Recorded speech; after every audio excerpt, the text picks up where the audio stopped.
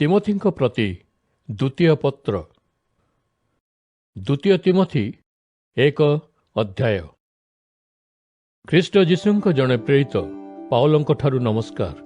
ପରମେଶ୍ୱରଙ୍କ ଇଚ୍ଛା ଅନୁଯାୟୀ ମୁଁ ପ୍ରେରିତ ହୋଇଛି। ଖ୍ରୀଷ୍ଟ ଯୀଶୁଙ୍କଠାରେ ଥିବା ଜୀବନର ପ୍ରତିଜ୍ଞା ବିଷୟରେ ଲୋକମାନଙ୍କୁ କହିବା ପାଇଁ ପରମେଶ୍ୱର ମୋତେ ପଠାଇଲେ। ଏହି ପତ୍ର ତିମୋଥୀଙ୍କ ପାଇଁ। ତୁମ୍ଭେ ମୋ ପାଇଁ ମୋ ପ୍ରିୟ ପୁତ୍ର ଭଳି ପରମ ପିତା ପରମେଶ୍ୱରଙ୍କଠାରୁ ଓ ଆମ୍ଭ ପ୍ରଭୁ ଖ୍ରୀଷ୍ଟ ଯୀଶୁଙ୍କଠାରୁ ତୁମ୍ଭକୁ ଅନୁଗ୍ରହ, ଦୟା ଓ ଶାନ୍ତି ମିଳୁ। ମୁଁ ସବୁବେଳେ ଦିନ ରାତି ମୋ ପ୍ରାର୍ଥନାରେ ତୁମ୍ଭକୁ ମନେ ପକାଉଛି।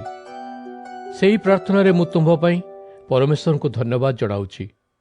ମୋର ପୂର୍ବଜମାନେ ସେହି ପରମେଶ୍ୱରଙ୍କୁ ସେବା କରିଥିଲେ। ମୁଁ ଯାହା ଠିକ୍ ବୋଲି ଜାଣେ ତାହା କରି ସର୍ବଦା ତାହାଙ୍କର ସେବା କରିଛି। ତୁମେ ମୋ ପାଇଁ କାନ୍ଦିଛ ବୋଲି ମୁଁ ମନେ ରଖିଛି। ମୁଁ ତୁମ୍ଭକୁ ଦେଖି ଆନନ୍ଦ ପାଇବା ପାଇଁ ଅତି ଇଚ୍ଛୁକ।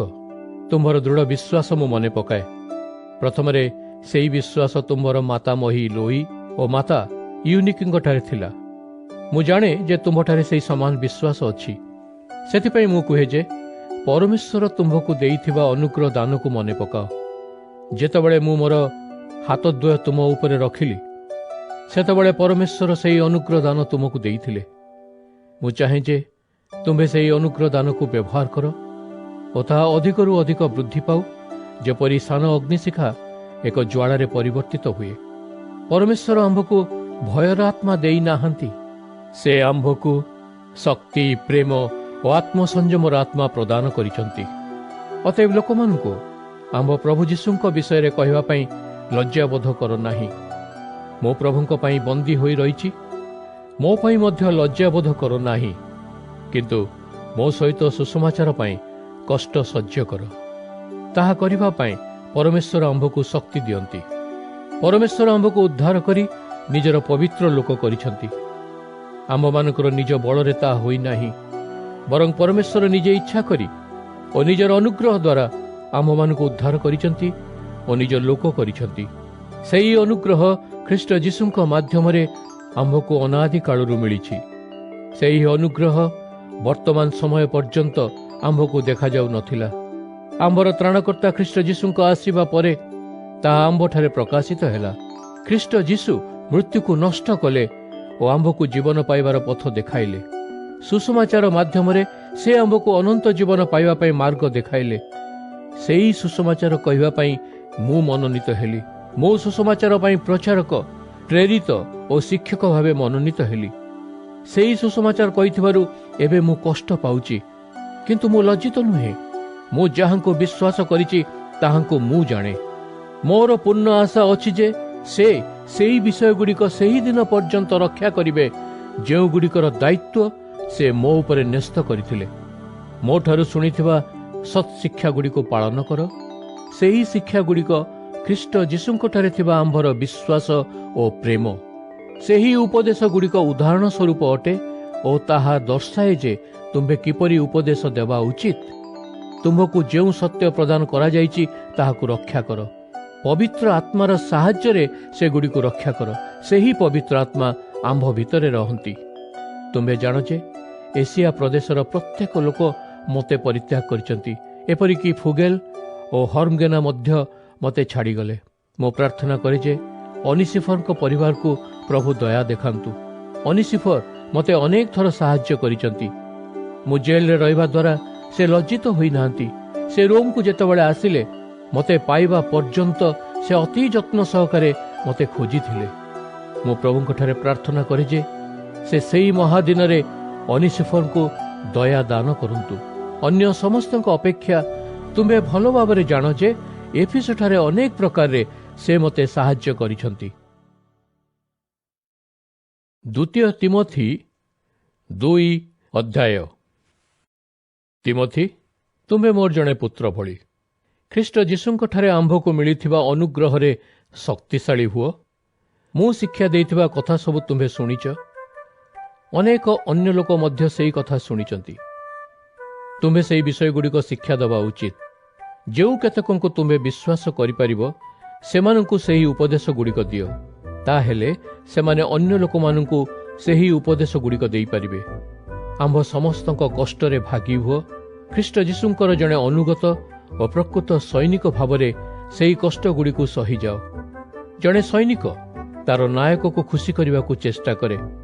ଅତଏବ ଦୈନିକ ଜୀବନ ଘଟଣାରେ ସେ ନିଜର ସମୟ ଅତିବାହିତ କରେ ନାହିଁ। ଜଣେ ଖେଳାଳି ପୁରସ୍କାର ଜିଣିବା ପାଇଁ ଦୌଡ଼ର ସମସ୍ତ ନିୟମ ପାଳନ କରିବା ଦରକାର। ଜଣେ ଚାଷୀ ନିଜର କଠିନ ପରିଶ୍ରମ କରି ଯେଉଁ ଶସ୍ୟ ଉତ୍ପାଦନ କରିଛି, ସେ ପ୍ରଥମରେ ସେହି ଉତ୍ପାଦନରୁ ଖାଦ୍ୟ ପାଇବା ଉଚିତ। ମୁଁ ଯେଉଁ ସବୁ କଥା କହୁଛି ତାହା ବିଷୟରେ ଚିନ୍ତା କର। ପ୍ରଭୁ ତୁମକୁ ଏହି ସମସ୍ତ କଥାଗୁଡ଼ିକ ବୁଝିବା ପାଇଁ ଶକ୍ତି ଦେବେ। ଯୀଶୁଖ୍ରୀଷ୍ଟଙ୍କୁ ମନେ ପକାଅ। ସେ ଦାଉଦଙ୍କ ପରିବାରର ଅଟନ୍ତି। ଯୀଶୁ ମୃତ୍ୟୁ ପରେ ପୁନର୍ଜୀବିତ ହୋଇ ଉଠିଲେ। ଏହି ସୁସମାଚାର ମୁଁ ଲୋକଙ୍କୁ ଶୁଣାଏ। ସେହି ସୁସମାଚାର କହିଥିବାରୁ ମୁଁ ଯାତନା ଭୋଗ କରୁଛି। ଏପରିକି ଜଣେ ଅପରାଧୀ ଭଳି ମୁଁ ଶିକୁଳିରେ ବନ୍ଧା ମଧ୍ୟ ହୋଇଛି। ଅତଏବ ମୁଁ ଧୈର୍ଯ୍ୟପୂର୍ବକ ଉକ୍ତ କଷ୍ଟଗୁଡ଼ିକୁ ସହି ନେଉଛି। ପରମେଶ୍ୱର ଯେତେ ଲୋକଙ୍କୁ ବାଛିଛନ୍ତି, ସେମାନଙ୍କୁ ସାହାଯ୍ୟ କରିବା ପାଇଁ ମୁଁ ଏପରି କରୁଛି। ମୁଁ ଏଗୁଡ଼ିକ ସହି ନେବାର କାରଣ ଯେ ସେହି ଲୋକମାନେ ଖ୍ରୀଷ୍ଟ ଯୀଶୁଙ୍କଠାରେ ଥିବା ପରିତ୍ରାଣ ପାଇପାରିବେ। ସେହି ପରିତ୍ରାଣ ଗୋଟିଏ ଅସୀମ ମହିମା ସହିତ ଆସେ। ଏହି ଶିକ୍ଷା ସତ୍ୟ ଅଟେ। ଯଦି ଆମ୍ଭେ ତାହାଙ୍କ ସହିତ ମରୁ, ତାହେଲେ ଆମ୍ଭେ ତାହାଙ୍କ ସହିତ ବଞ୍ଚିବା। ଯଦି ଆମ୍ଭେ ଯାତନା ସହିବା, ତାହେଲେ ଆମ୍ଭେ ତାଙ୍କ ସହିତ ଶାସନ କରିବା। ଯଦି ଆମ୍ଭେ ତାଙ୍କୁ ଗ୍ରହଣ କରିବା ପାଇଁ ମନା କରିବା, ତାହେଲେ ସେ ଆମ୍ଭକୁ ଗ୍ରହଣ କରିବା ପାଇଁ ମନା କରିବେ। ଯଦି ଆମ୍ଭେ ବିଶ୍ୱସ୍ତ ନ ହେଉ, ତଥାପି ସେ ବିଶ୍ୱସ୍ତ ହୋଇ ରହିବେ, କାରଣ ସେ ନିଜ ପାଇଁ ଅସତ୍ ହୋଇପାରିବେ ନାହିଁ। ଉକ୍ତ କଥାଗୁଡ଼ିକୁ ଲୋକମାନଙ୍କୁ ସର୍ବଦା କୁହ। ପରମେଶ୍ୱରଙ୍କ ଆଗରେ ସତର୍କ କରିଦିଅ ଯେ ସେମାନେ ଅଯଥା ବାଦାନୁବାଦ କରନ୍ତୁ ନାହିଁ। ଯୁକ୍ତିତର୍କ କରିବା ଦ୍ୱାରା କାହାରିକୁ ଲାଭ ହୁଏ ନାହିଁ। ଯେଉଁମାନେ ଏହା ଶୁଣନ୍ତି, ସେମାନଙ୍କୁ ତାହା ନଷ୍ଟ କରିଦିଏ। ପରମେଶ୍ୱରଙ୍କ ସୁଗ୍ରାହ୍ୟ ବ୍ୟକ୍ତି ହେବା ଲାଗି ଯଥାସାଧ୍ୟ ଚେଷ୍ଟା କର। ନିଜକୁ ତାହାଙ୍କଠାରେ ସମର୍ପଣ କର।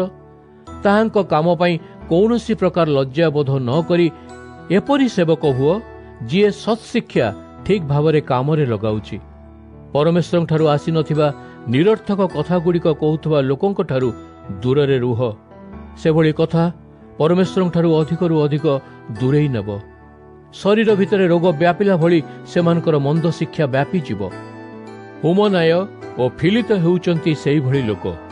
ସେମାନେ ସତ୍ଶିକ୍ଷା ତ୍ୟାଗ କରିଛନ୍ତି। ସେମାନେ କୁହନ୍ତି ଯେ ମୃତ୍ୟୁରୁ ସମସ୍ତଙ୍କୁ ଉଠି ଆସିବା ଘଟଣା ଘଟି ସାରିଛି। ସେହି ଦୁଇ ଜଣ ଲୋକ କିଛି ଲୋକଙ୍କର ବିଶ୍ୱାସ ନଷ୍ଟ କରୁଛନ୍ତି, କିନ୍ତୁ ପରମେଶ୍ୱରଙ୍କର ଦୃଢ଼ ମୂଳଦୁଆ ସେହିଭଳି ରହିଛି। ସେହି ବାକ୍ୟଗୁଡ଼ିକ ସେହି ମୂଳଦୁଆ ଉପରେ ଲେଖା ହୋଇଛି। ଯେଉଁମାନେ ପ୍ରଭୁଙ୍କର ଲୋକ, ସେମାନଙ୍କୁ ପ୍ରଭୁ ଜାଣନ୍ତି। ନିୟମ ଲିଖିତ ଶବ୍ଦଗୁଡ଼ିକ ମଧ୍ୟ ମୂଳଦୁଆ ଉପରେ ଲେଖାଯାଇଛି। ଯେଉଁ ଲୋକ ଦାବି କରେ ଯେ ସେ ପ୍ରଭୁଙ୍କୁ ବିଶ୍ୱାସ କରେ, ସେ ମନ୍ଦ କାମ ନ କରୁ। ଗୋଟିଏ ବଡ଼ ଘରେ ସୁନା ଓ ରୂପା ଜିନିଷ ସହିତ ମାଟି ଓ କାଠର ଜିନିଷ ମଧ୍ୟ ଥାଏ। କେତେକ ଜିନିଷ ବିଶେଷ ଉଦ୍ଦେଶ୍ୟ ପାଇଁ ବ୍ୟବହାର ହୁଏ, କେତେକ ଜିନିଷ ନିଚ କାର୍ଯ୍ୟ ପାଇଁ ବ୍ୟବହାର ହୁଏ। ଯଦି ଜଣେ ନିଜକୁ ସମସ୍ତ ମନ୍ଦ ଜିନିଷରୁ ଅଲଗା କରି ପରିଷ୍କାର ହୁଏ, ତାହେଲେ ସେ ମୂଲ୍ୟବାନ କାମ ପାଇଁ ବିଶେଷ ଉପଯୋଗୀ ହେବ। ସେ ଲୋକ ପବିତ୍ର ହେବ। ମୁନିବ ତାହାକୁ ବ୍ୟବହାର କରିପାରିବେ। ସେ ଯେକୌଣସି ଭଲ କାମ ପାଇଁ ପ୍ରସ୍ତୁତ ରହିବ। ଯୁବକମାନେ ଯେଉଁ ସବୁ ମନ୍ଦ କାମ କରିବାକୁ ଇଚ୍ଛା କରନ୍ତି, ସେଗୁଡ଼ିକରୁ ଦୂରରେ ରୁହ। ଧାର୍ମିକ ଭାବରେ ବଞ୍ଚିବା ପାଇଁ କଠିନ ପରିଶ୍ରମ କର। ବିଶ୍ୱାସ, ପ୍ରେମ ଓ ଶାନ୍ତି ପାଇବା ପାଇଁ ଚେଷ୍ଟା କର। ଯେଉଁ ଲୋକମାନେ ପ୍ରଭୁଙ୍କୁ ବିଶ୍ୱାସ କରନ୍ତି ଓ ଯେଉଁମାନଙ୍କର ଶୁଦ୍ଧ ହୃଦୟ, ସେମାନଙ୍କ ସହିତ ମିଶି ଉକ୍ତ ଆଚରଣ କର। ମୂର୍ଖ ଓ ଅର୍ଥହୀନ ତର୍କ ବିତର୍କରୁ ଦୂରରେ ରୁହ। ତୁମ୍ଭେ ଜାଣ ଯେ ସେହି ଯୁକ୍ତିତର୍କଗୁଡ଼ିକ ବଢ଼ିଯାଇ ବଡ଼ ବିବାଦ ସୃଷ୍ଟି କରେ। ପ୍ରଭୁଙ୍କର ସେବକ ଯୁକ୍ତି କରିବା ଉଚିତ ନୁହେଁ। ସେ ସବୁ ଲୋକଙ୍କ ପ୍ରତି ଦୟାଳୁ ହେବା ଉଚିତ। ସେ ଜଣେ ଭଲ ଶିକ୍ଷକ ହେବା ଉଚିତ। ସେ ସହନଶୀଳ ହେଉ। ଯେଉଁମାନେ ତାଙ୍କୁ ବିରୋଧ କରନ୍ତି, ସେମାନଙ୍କୁ ଭଦ୍ର ଭାବରେ ଶିଖାଇବା ଉଚିତ। ହୁଏତ ପରମେଶ୍ୱର ସେମାନଙ୍କ ହୃଦୟରେ ଗୋଟିଏ ପରିବର୍ତ୍ତନ ପ୍ରଦାନ କରିବେ, ଯାହାଦ୍ୱାରା ସେମାନେ ସତ୍ୟକୁ ଗ୍ରହଣ କରିବେ। ଶୈତାନ ସେମାନଙ୍କୁ ଫାନ୍ଦରେ ପକାଇଛି ଓ ତା ଇଚ୍ଛା ଅନୁସାରେ କାମ କରାଉଛି। ହୋଇପାରେ ଯେ ସେମାନେ ସଜାଗ ହେବେ ଓ ଶୈତାନର ସେହି କାର୍ଯ୍ୟ ଦେଖିବେ। ତାପରେ ସେମାନେ ଶୈତାନର ଫାନ୍ଦରୁ ମୁକ୍ତ ହେବେ। ଦ୍ୱିତୀୟ ତିମୋଥୀ 3 ଅଧ୍ୟାୟ। ଏହା ମନେ ରଖ ଯେ ଶେଷ ଦିନଗୁଡ଼ିକରେ ଅନେକ କଷ୍ଟକର ପରିସ୍ଥିତି ଆସିବ। ସେହି ସମୟରେ ଲୋକେ କେବଳ ନିଜ ନିଜକୁ ଓ ଧନକୁ ଭଲ ପାଇବେ। ସେମାନେ ଅହଙ୍କାରୀ ଓ ଉଦ୍ଧତ ହେବେ। ଅନ୍ୟ ଲୋକଙ୍କ ବିରୁଦ୍ଧରେ ନିନ୍ଦା କଥା କହିବେ। ମାତା ପିତାଙ୍କୁ ମାନିବେ ନାହିଁ। ସେମାନେ ବିଶ୍ୱାସଘାତକ ହେବେ। ପରମେଶ୍ୱରଙ୍କ ଇଚ୍ଛା ଅନୁଯାୟୀ ଜୀବନଯାପନ କରିବେ ନାହିଁ। ଅନ୍ୟମାନଙ୍କ ଲାଗି ପ୍ରେମ ଭାବ ରଖିବେ ନାହିଁ। ସେମାନେ ଲୋକମାନଙ୍କୁ କ୍ଷମା ଦେବା ପାଇଁ ମନା କରିବେ ଓ ଅନ୍ୟମାନଙ୍କ ବିଷୟରେ ଖରାପ କଥା କହିବେ। ଆତ୍ମସଂଯମୀ ହେବେ ନାହିଁ। ସେମାନେ କ୍ରୋଧୀ ଓ ହୀନମନା ହେବେ ଓ ଉତ୍ତମ ବିଷୟଗୁଡ଼ିକୁ ଘୃଣା କରିବେ। ଶେଷ ଦିନରେ ଲୋକେ ନିଜ ସାଙ୍ଗମାନଙ୍କ ବିରୋଧରେ ଯିବେ। ବିଚାର ନ କରି ମୂର୍ଖତାପୂର୍ଣ୍ଣ କାର୍ଯ୍ୟମାନ କରିବେ। ଆତ୍ମବଡ଼ିମା କରିବେ ଓ ଗର୍ବୀ ହେବେ। ଲୋକେ ପରମେଶ୍ୱରଙ୍କୁ ଯେତେ ଭଲ ପାଆନ୍ତି ତାଠାରୁ ଅଧିକ ଆମୋଦ ପ୍ରମୋଦକୁ ଭଲ ପାଇବେ। ସେମାନେ ପରମେଶ୍ୱରଙ୍କ ସେବକ ହେବାର ଛଳନା କରିବେ, କିନ୍ତୁ ତାଙ୍କ ଜୀବନ ପଦ୍ଧତି ଦ୍ୱାରା ଜଣାପଡ଼ିବ ଯେ ସେମାନେ ପ୍ରକୃତରେ ପରମେଶ୍ୱରଙ୍କ ସେବା କରୁନାହାନ୍ତି। ତିମୋଥୀ, ତୁମ୍ଭେ ସେହି ଲୋକମାନଙ୍କ ଠାରୁ ଦୂରରେ ରୁହ। ଏମାନଙ୍କ ଭିତରୁ କେତେଜଣ ଘରକୁ ଘର ଯାଇ ଦୁର୍ବଳମନା ସ୍ତ୍ରୀମାନଙ୍କୁ ବଶୀଭୂତ କରିବେ। ସେହି ସ୍ତ୍ରୀ ଲୋକମାନେ ପାପରେ ପୂର୍ଣ୍ଣ। ସମସ୍ତ ପ୍ରକାର ମନ୍ଦ ଇଚ୍ଛା ଦ୍ୱାରା ପରିଚାଳିତ ହେଉଥିବା ଯୋଗୁଁ ଏହି ସ୍ତ୍ରୀ ଲୋକମାନେ ପାପରେ ପଡ଼ନ୍ତି। ସେହି ସ୍ତ୍ରୀମାନେ ନୂତନ ଶିକ୍ଷାଗୁଡ଼ିକୁ ଶିଖିବାକୁ ସର୍ବଦା ଚେଷ୍ଟା କରନ୍ତି, କିନ୍ତୁ ସେମାନେ କେବେ ହେଲେ ସତ୍ୟକୁ ପୂର୍ଣ୍ଣ ଭାବରେ ବୁଝିପାରନ୍ତି ନାହିଁ। ଜନ୍ନିସ୍ ଓ ଜମ୍ବ୍ରିସ୍ କଥା ମନେ ପକାଅ। ସେମାନେ ମୂଷାଙ୍କୁ ବିରୋଧ କରିଥିଲେ। ସେହିଭଳି ଏହି ଲୋକମାନେ ମଧ୍ୟ ସତ୍ୟର ବିରୋଧ କରନ୍ତି। ସେମାନଙ୍କର ମନ ବିପଥଗାମୀ। ଈଶ୍ୱର ବିଶ୍ୱାସର ଅନୁସରଣ କରିବାରେ ଏମାନେ ବିଫଳ ହୋଇଛନ୍ତି, କିନ୍ତୁ ନିଜ କର୍ମରେ ସେମାନେ ସଫଳ କାମ ହେବେ ନାହିଁ। ସମସ୍ତେ ଦେଖିବେ ଯେ ସେମାନଙ୍କର ମୂର୍ଖତା ପ୍ରକାଶିତ ହୋଇଛି। ଜନ୍ନିସ୍ ଓ ଜମ୍ବ୍ରିସ୍ ସହିତ ମଧ୍ୟ ଏହା ଘଟିଥିଲା। କିନ୍ତୁ ତୁମ୍ଭେ ସମସ୍ତେ ମୋତେ ଜାଣିଛ। ଏହା ମଧ୍ୟ ଜାଣିଛ ଯେ ମୁଁ କ'ଣ ଶିକ୍ଷା ଦିଏ ଓ କିପରି ରୁହେ। ମୋ ଜୀବନର ଉଦ୍ଦେଶ୍ୟ ବିଷୟରେ ମଧ୍ୟ ତୁମ୍ଭେ ଜାଣିଛ। ତୁମ୍ଭେ ମୋର ବିଶ୍ୱାସ, ଧୈର୍ଯ୍ୟ, ପ୍ରେମ ବିଷୟରେ ଜାଣିଛ ଓ ଏହା ମଧ୍ୟ ଜାଣିଛ ଯେ ମୁଁ କେବେ ହେଲେ ଚେଷ୍ଟା କରିବାରୁ ବିରତ ହୁଏ ନାହିଁ। ତୁମେମାନେ ମୋ ପ୍ରତି ନିର୍ଯାତନା ଗୁଡ଼ିକ ଓ ମୋର ଦୁଃଖ ଗୁଡ଼ିକ ବିଷୟରେ ଜାଣିଛ। ଆନ୍ତିଓଖିଆ, ଇକନିୟ ଓ ଲୁସ୍ତ୍ରାରେ ମୋ ପ୍ରତି ଯାହା ସବୁ ଘଟିଲା ତୁମ୍ଭେ ତାହା ଜାଣିଛ। ସେହି ସ୍ଥାନ ଗୁଡ଼ିକରେ ମୁଁ କିପରି ନିର୍ଯାତନା ଭୋଗ କଲି ତାହା ତୁମ୍ଭେ ଜାଣିଛ। କିନ୍ତୁ ସେହି ସବୁ କଷ୍ଟରୁ ପରମେଶ୍ୱର ମୋତେ ରକ୍ଷା କଲେ। ପରମେଶ୍ୱରଙ୍କ ଇଚ୍ଛା ଅନୁଯାୟୀ ଖ୍ରୀଷ୍ଟ ଯୀଶୁଙ୍କଠାରେ ବିଶ୍ୱାସପୂର୍ବକ ଜୀବନ ଅତିବାହିତ କରିବାକୁ ଚାହୁଁଥିବା ପ୍ରତ୍ୟେକ ଲୋକ ନିର୍ଯାତିତ ହେବେ। ମନ୍ଦ ଲୋକେ ଓ ଅନ୍ୟମାନଙ୍କୁ ଠକୁଥିବା ଲୋକେ ମନ୍ଦରୁ ମନ୍ଦ ହୋଇଯିବେ। ସେମାନେ ଅନ୍ୟମାନଙ୍କୁ ଭ୍ରାନ୍ତ କରାଇବେ ଓ ନିଜେ ଭ୍ରାନ୍ତ ହେବେ। କିନ୍ତୁ ତୁମ୍ଭେ ଯେଉଁ ଉପଦେଶ ଶିଖିଛ ସେଗୁଡ଼ିକୁ ପାଳନ କରି ଚାଲ। ତୁମେ ଜାଣ ଯେ ସେହି ଶିକ୍ଷାଗୁଡ଼ିକ ସତ୍ୟ। ଯେଉଁମାନେ ସେହି ଶିକ୍ଷାଗୁଡ଼ିକ ପ୍ରଦାନ କଲେ ତାହାଙ୍କୁ ତୁମ୍ଭେ ବିଶ୍ୱାସ କରିପାରିବ। ପିଲାବେଳୁ ତୁମ୍ଭେ ପବିତ୍ର ଶାସ୍ତ୍ରଗୁଡ଼ିକୁ ଜାଣିଛ। ସେହି ଶାସ୍ତ୍ରଗୁଡ଼ିକ ତୁମ୍ଭକୁ ଜ୍ଞାନୀ କରିପାରିବ ଓ ସେହି ଜ୍ଞାନ ଖ୍ରୀଷ୍ଟ ଯୀଶୁଙ୍କ ପ୍ରତି ବିଶ୍ୱାସ ମାଧ୍ୟମରେ ମୁକ୍ତି ଆଡ଼କୁ ଆଗେଇ ନେବ। ସବୁ ଶାସ୍ତ୍ର ପରମେଶ୍ୱରଙ୍କ ଦ୍ୱାରା ଦିଆଯାଇଛି ଏବଂ ତ୍ରୁଟି ପ୍ରକାଶ କରିବା ପାଇଁ, ଭୁଲ ସଂଶୋଧନ କରିବା ପାଇଁ, ଠିକ୍ ଭାବରେ ଜୀବନ ଧାରଣ କରିବାକୁ ଶିଖାଇବା ପାଇଁ ଏହା ଉପଯୋଗୀ ଅଟେ। ପରମେଶ୍ୱରଙ୍କ ସେବକ ଶାସ୍ତ୍ରଗୁଡ଼ିକର ବ୍ୟବହାର ଦ୍ୱାରା ସମସ୍ତ ଉତ୍ତମ କାର୍ଯ୍ୟ କରିବା ନିମନ୍ତେ ସକ୍ଷମ ହେବ ଓ ତାର ପ୍ରତ୍ୟେକ ଆବଶ୍ୟକ ବିଷୟ ପାଇବ। ଦ୍ୱିତୀୟ ତିମୋଥୀ 4 ଅଧ୍ୟାୟ। ପରମେଶ୍ୱର ଓ ଖ୍ରୀଷ୍ଟ ଯୀଶୁଙ୍କ ଆଗରେ ମୁଁ ତୁମ୍ଭକୁ ଗୋଟିଏ ଆଦେଶ ଦେଉଛି। ଖ୍ରୀଷ୍ଟ ଯୀଶୁ ଜୀବିତ ଓ ମୃତ ଉଭୟ ଲୋକମାନଙ୍କର ବିଚାର କରିବେ।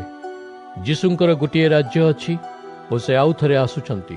ଅତଏବ ମୁଁ ତୁମ୍ଭକୁ ଏହି ଆଦେଶ ଦେଉଛି, ଲୋକମାନଙ୍କୁ ସୁସମାଚାର ପ୍ରଚାର କର।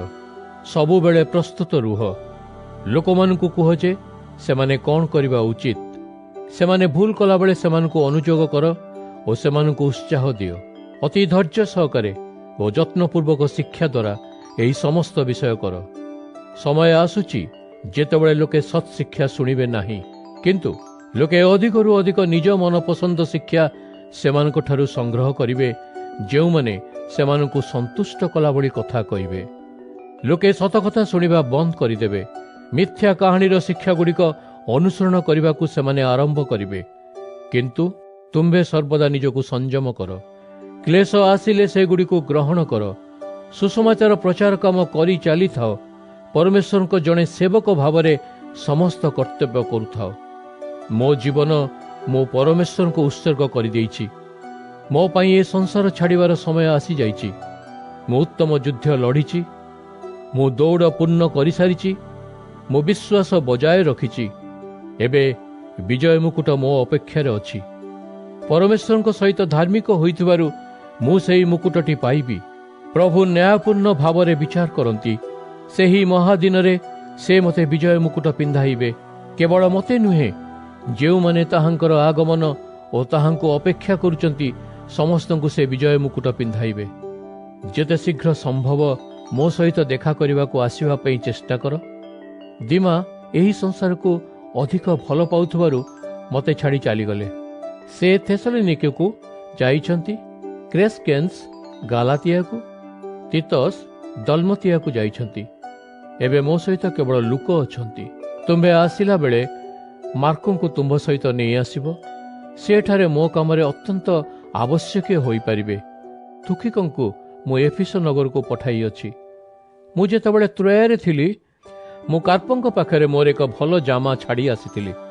अतएव तुम्बे जेतबेले आसीबो ताहा मो पई नहीं आसीबो। मो बहीगुड़ी को मध्य आनिबो। चर्मपत्र उपरे लिखित बहीगुड़िक विशेष भाव में मोर दरकार। कौन अलेक्जेंडर मोर बहुत अनिष्ट करिछि। प्रभु ताहाकू एई कार्यगुड़िक लागि दंड देबे। तुम्बे मध्य सतर्क रुह, जेपरि से तुम्हार क्षति न करे। से आंब शिक्षा गुड़िकर घोर प्रतिरोध करिथिला। प्रथम थर निजको रक्षा करिबा पई मो अदालत रे ठिया हला बेले कौनसी लोक मते समर्थन करने को आगे आसी नथिला। समस्ते मते छाड़ी चली गले। मु प्रार्थना करे जे प्रभु परमेश्वर से मानकु क्षमा करंतु। किंतु प्रभु मो सहित थिले। अणजिहुदी मानकु सुसमाचार पूर्ण भाव में प्रचार करिबा बेले प्रभु मते शक्ति प्रदान कले। समस्त अणजिहुदी लोके सुसमाचार शुणंतु बोली प्रभु चाहिथिले। मु सिंह मुखरु रक्षा पाइली। जेतेबेले कौनसी लोक मोर क्षति करिबा पई चेष्टा करिवो, प्रभु मते रक्षा करिवे। से मते निरापद रे ताहांकर स्वर्ग राज्य को नहीं जिवे।